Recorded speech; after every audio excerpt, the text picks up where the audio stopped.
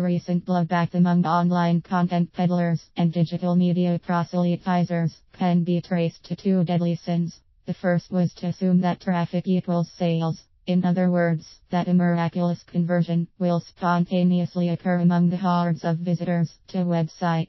It was taken as an article of faith that a certain percentage of this mass will inevitably and hypnotically reach for their bulging pocketbooks and purchase content, however packaged. Moreover, ad revenues more reasonably were assumed to be closely correlated with eyeballs. This myth led to an obsession with counters, page hits, impressions, unique visitors, statistics, and demographics.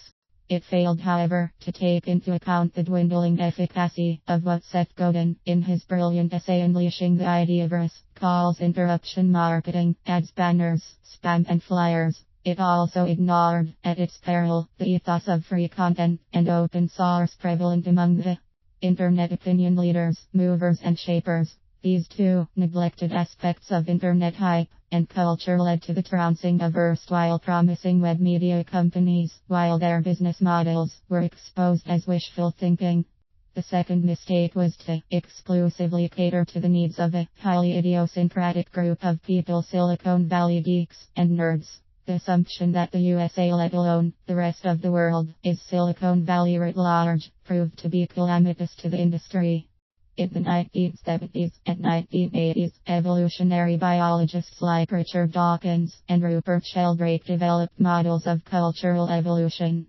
Dawkins' meme is a cultural element like a behavior or an idea, passed from one individual to another and from one generation to another, not through biological, genetic means, but by imitation.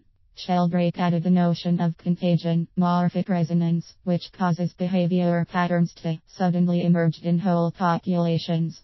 Physicists talked about sudden phase transitions, the emergent results of a critical mass reached. A latter-day thinker, Michael Gladwell, called it the tipping point. Seth Godin invented the concept of an ideaverse and an attendant marketing terminology. In a nutshell, he says, to use his own summation, this is sound advice, with a shaky conclusion. The conversion from exposure to a marketing message, even from pairs within a consumer network to an actual sale, is a convoluted, multi-layered, highly complex process. It is not a black box, better left unattended to. It is the same deadly sin all over again, the belief in a miraculous conversion. And it is highly us-centric. People in other parts of the world interact entirely differently. You can get them to visit, and you get them to talk, and you can get them to excite others. But to get them to buy is a whole different ballgame. .coms had better begin to study its rules.